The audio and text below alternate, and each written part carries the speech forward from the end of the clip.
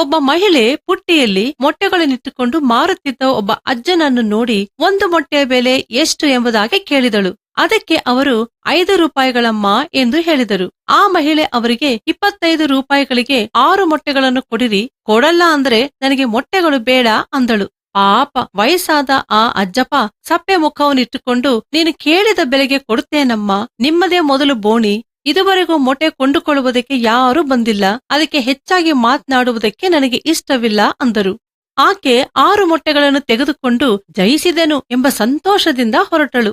Car ತೆಗೆದುಕೊಂಡು ತನ್ನ ಸ್ನೇಹಿತಳ ಮನೆಗೆ ಹೋಗಿ ಅವಳನ್ನು ಪಿಕಪ್ ಮಾಡಿ ಹೋಟೆಲ್ಗೆ ಹೋದಳು. ಹಲವಾರು ಪದಾರ್ಥಗಳನ್ನು ಆರ್ಡರ್ ಮಾಡಿದರು. ಸ್ವಲ್ಪ ಮಾತ್ರ ತಿಂದು ತುಂಬಾ ವ್ಯರ್ಥ ಮಾಡಿದರು. 1400 ರೂಪಾಯಿಗಳಿಗೆ ಬಿಲ್ ಬಂದಿತ್ತು. ಕ್ಯಾಶಿಯರ್ಗೆ 1500 ರೂಪಾಯಿಗಳನ್ನು ಕೊಟ್ಟು ಉಳಿದಿದ್ದನ್ನು ನೀವೇ ಇಟ್ಟುಕೊಳ್ಳಿರಿ ಎಂಬುದಾಗಿ ಹೇಳಿ ಹೊರಗೆ ಬಂದರು. ಇದು ಒಂದು ಸಂಭವ. ಇನ್ನೊಂದು ವಿಷಯವನ್ನು ಹೇಳುತ್ತೇನೆ ಕೇಳಿರಿ. ನನಗೆ ಒಬ್ಬ ಸ್ನೇಹಿತನಿದ್ದಾನೆ. ಆತ ಯಾವಾಗಲೂ ಮನೆಗೆ ಬೇಕಾದ ವಸ್ತುಗಳನ್ನು ಬೀದಿಯಲ್ಲಿ ಮಾರುವವರ ಬಳಿ, ಫುಟ್ಪಾತ್ನಲ್ಲಿ ಅಂಗಡಿಗಳನ್ನು ಇಟ್ಟುಕೊಂಡಿರುವವರ ಬಳಿ ಹೆಚ್ಚಾದ ಬೆಲೆಯನ್ನು ಕೊಟ್ಟು ಕೊಂಡುಕೊಳ್ಳುತ್ತಾರೆ. ನಾನು ಅವರನ್ನು ನೋಡಿ, ಯಾಕೆ ಇಷ್ಟು ಅನ್ಯಾಯವಾದ ಬೆಲೆಯನ್ನು ಕೊಟ್ಟು ಹೀಗೆ ಕೊಳ್ಳುತ್ತೀರೆಂದು ಕೇಳಿದೆ.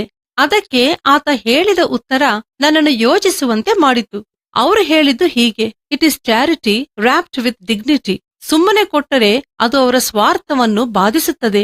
ಅದಕ್ಕೆ ಹೀಗೆ ಬಡವರಿಗೆ ನಾನು ಸಹಾಯ ಮಾಡುತ್ತೇನೆ. ನಾನು ಹೇಳಿದ ಈ 2 ಸಂಭವಗಳನ್ನು ವಿಭಜನೆ ಮಾಡಿ ನೋಡಿರಿ. ನಾವು ವ್ಯರ್ಥ ಮಾಡುವ ಆಹಾರ, ಟಿಪ್ಸ್ ಎಂಬುದಾಗಿ ವ್ಯರ್ಥ ಮಾಡುವ ಹಣ, ಅನಾವಶ್ಯಕ ಖರ್ಚುಗಳು, ಇವುಗಳನ್ನೆಲ್ಲ ಉಳಿಸಿ ಬಡವರಿಗೆ ಕೊಡಬಹುದಲ್ಲ. ಅದನ್ನು ಭಿಕ್ಷೆ ಎಂಬುದಾಗಿ ಕೊಡದೆ ಕಷ್ಟಪಟ್ಟು ದುಡಿಯುವವರಿಗೆ ಕೊಡಬಹುದಲ್ಲ. ನಿಮಗಿರುವುದನ್ನು ಮಾರಿಬಿಟ್ಟು ದಾನ ಕೊಡಿರಿ. ಹಳೆಯವಾಗದಂತ ಹಮ್ಮಿಣಿಗಳನ್ನು ಮಾಡಿಕೊಂಡು ಪರಲೋಕದಲ್ಲಿ ಲಯವಾಗದ ದ್ರವ್ಯವನ್ನು ಇಟ್ಟುಕೊಳ್ಳಿರಿ. ಅಲ್ಲಿ ಕಳ್ಳನು ಸಮೀಪಕ್ಕೆ ಬರುವುದಿಲ್ಲ, ಅದು ನುಸಿ ಹಿಡಿದು ನಾಶವಾಗುವುದಿಲ್ಲ ಎಂದು ಬೈಬಲ್ ಹೇಳುತ್ತದೆ.